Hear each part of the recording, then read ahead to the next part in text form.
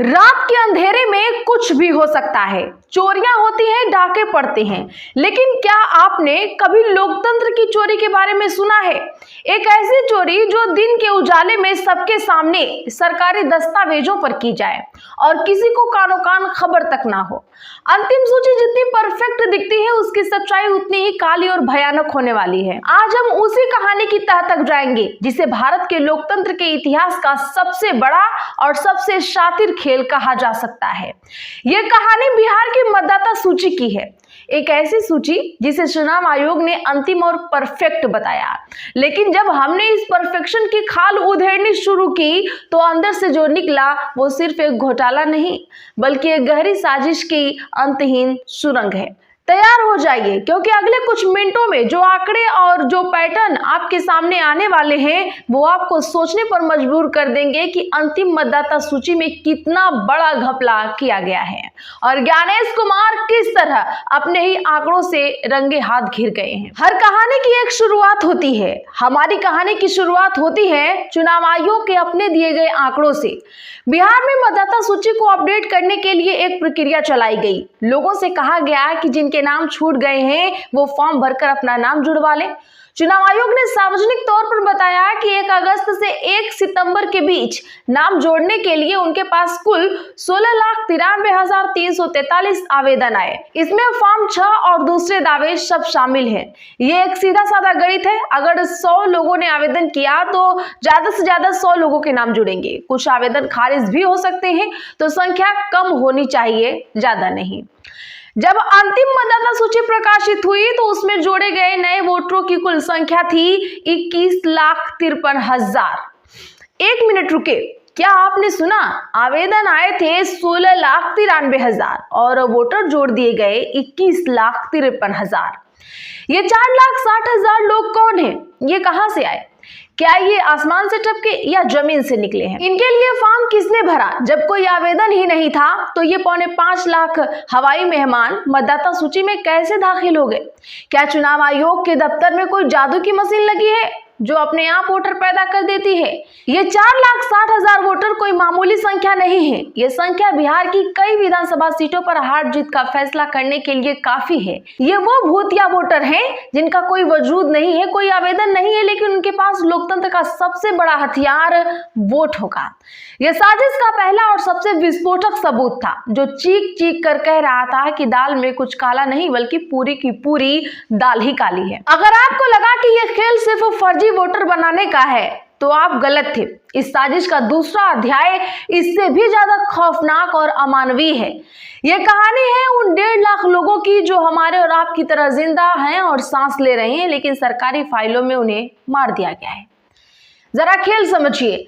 नाम जोड़ने की तरह नाम काटने के लिए भी एक प्रक्रिया होती है। अगर किसी की मृत्यु हो गई है तो कोई कहीं और शिफ्ट हो गया है या किसी का नाम 2 जगह है तो फॉर्म भरकर नाम कटवाया जा सकता है। चुनाव आयोग के पास नाम काटने के लिए कुल आवेदन आए 2,17,000, लेकिन जब अंतिम सूची आई तो कुल नाम काटे गए थे 3,66,000। यानी लगभग 1.5 लाख लोगों को बिना किसी आवेदन के, बिना किसी वजह बताए मतदाता सूची से ऐसे मिटा दिया गया जैसे वो कभी थे ही नहीं। नियम कहता है कि किसी भी नागरिक का नाम काटने से पहले चुनाव अधिकारी को उसे नोटिस भेजना होता है, उसे व्यक्तिगत तौर पर पूछना होता है। क्या इन 1.5 लाख लोगों से किसी ने पूछा? क्या किसी ने उनके दरवाजे पर दस्तक दी? या बस एक कलम की नोक से, एक कंप्यूटर के क्लिक से 1.5 लाख नागरिकों को उनके मताधिकार से वंचित कर दिया गया? और इस खेल को छिपाने के लिए चालाकी तो देखिए। चुनाव आयोग ने अपने ही फाइनल रिपोर्ट में बताया ही नहीं कि काटे गए 3,66,000 नामों में से कितने मरे, कितने शिफ्ट हुए और कितने डुप्लीकेट थे। ये जानकारी क्यों छिपाई गई? क्या इसीलिए कि अगर वो लिस्ट देते तो हजारों लोग अपने जिंदा होने का सबूत लेकर सड़कों पर आ जाते और तब चुनाव आयोग को जवाब देना पड़ता कि इन जिंदा लोगों को कागजों पर किसने और किसके कहने पर मारा। ये लोकतंत्र के साथ एक ऐसा क्रूर मजाक है जिसकी कोई माफी नहीं हो सकती। अब हम इस कहानी के उस हिस्से में पहुंच चुके हैं जहां ये साजिश अपने सुराग खुद छोड़ने लगती है। द हिंदू जैसे प्रतिष्ठित अखबार ने जब इस डेटा का विश्लेषण किया तो ऐसे ऐसे पैटर्न सामने आए जो किसी भी गणित या तर्क के नियम को तोड़ते हैं। ये पैटर्न इतने असंभव है कि किसी गलती का नतीजा ही नहीं हो सकते। ये एक डिजाइन है, एक सोची समझी स्क्रिप्ट है। सुराग नंबर 1, 973 कब्रिस्तान बूथ। यकीन मानिए, बिहार में 973 पोलिंग बूथ ऐसे पाए गए जहां मतदाता सूची से जितने भी नाम हटाए गए उन सब की वजह सिर्फ एक ही बताई गई, मौत। कल्पना कीजिए, लगभग 1000 बूथों पर एक भी व्यक्ति ने घर नहीं बदला, एक भी डुप्लीकेट वोटर नहीं मिला, एक भी लड़की की शादी कहीं नहीं हुई, वहां जितने भी नाम कटे वो सब के सब मर गए। ये विज्ञान और सांख्यिकी की हर नियम के खिलाफ है। ये संभव है, लेकिन ये हुआ है। सुराग नंबर 2, जवानों की अजीब मौतें। 80 बूथों पर एक और दिल दहला देने वाला पैटर्न दिखा। जहां जिन लोगों को मृत बताकर हटाया गया उनमें से आधे से ज्यादा 50 साल से कम उम्र के थे। यानी इन बूथों पर रहस्यमय तरीके से सिर्फ जवान मर रहे थे, बूढ़े नहीं। ये एक ऐसा पैटर्न है जो सिर्फ चुनाव आयोग को ही समझ आ रहा। क्या ये उन खास वर्गों को निशाना बनाने का तरीका था जो सत्ता से सवाल पूछते हैं? सुराग नंबर 3, महिलाओं का गायब होना। 127 बूथों पर एक और लिंग भेदी पैटर्न मिला। यहाँ काटे गए नामों में 80% से ज्यादा सिर्फ और सिर्फ महिलाएं शामिल थीं। क्यों? क्या इन बूथों पर कोई महिला विरोधी अभियान चल रहा था? इतना ही नहीं, 663 बूथों पर हजारों महिलाओं को ये कहकर हटा दिया गया कि वो अस्थायी रूप से शिफ्ट हो गई हैं। क्या महिलाएं अपने पति, बच्चे और परिवार को छोड़कर अकेले ही पलायन कर रही हैं? ये तर्क किसी के गले से कैसे उतर सकता है? और आखिरी सुराग, निशाना कौन? और जब इन सभी गड़बड़ियों वाले बूथों के पते को एक नक्शे पर रखा गया तो साजिश की पूरी तस्वीर आईने की तरह साफ हो गई। ये सारे असंभव पैटर्न सबसे ज्यादा कहां मिले? पूर्णिया, किशनगंज, चंपारण जैसे सीमावर्ती जिलों में और उन इलाकों में जहां मुस्लिम और वंचित समाज की आबादी ज्यादा है।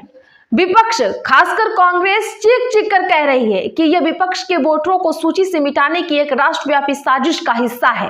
जैसा कि राहुल गांधी बार बार कहते हैं, यह सिर्फ एक चुनाव लड़ने की बात नहीं है, यह भारत के संविधान और लोकतंत्र को बचाने की लड़ाई है। बिहार की वोटर लिस्ट पर उठे ये सवाल आज उनके उस बयान पर मुहर लगा रहे हैं। और आखिरी सवाल, क्या यह लोकतंत्र का अंत है? तो तस्वीर अब साफ है। 4,60,000 भूतिया वोटर जो कहीं से नहीं आए, 1.5 लाख जिंदा लाशें जिन्हें चुपचाप मिटा दिया गया, और यह सब एक ऐसे असंभव पैटर्न के तहत किया गया जो सीधे सीधे एक गहरी साजिश की ओर इशारा करते हैं। यह कहानी सिर्फ बिहार की नहीं है, ये एक अलार्म है, एक चेतावनी है कि हमारे लोकतंत्र की बुनियाद यानी एक निष्पक्ष मतदाता सूची अब सुरक्षित नहीं है। चुनाव आयोग जिस लोकतंत्र का रेफरी माना जाता है, आज खुद कटघरे में खड़ा है। अगर चुनाव नतीजों का फैसला वोट पड़ने से पहले ही बंद कमरों में आंकड़ों की हेराफेरी से होने लगेगा तो फिर चुनाव का मतलब क्या ही रह जाएगा। वैसे इस पर आपका क्या कहना है, कमेंट जरूर करिए। आगे की खबरों के लिए चैनल सब्सक्राइब कर इस वीडियो को ज्यादा से ज्यादा लोगों में शेयर जरूर करिए।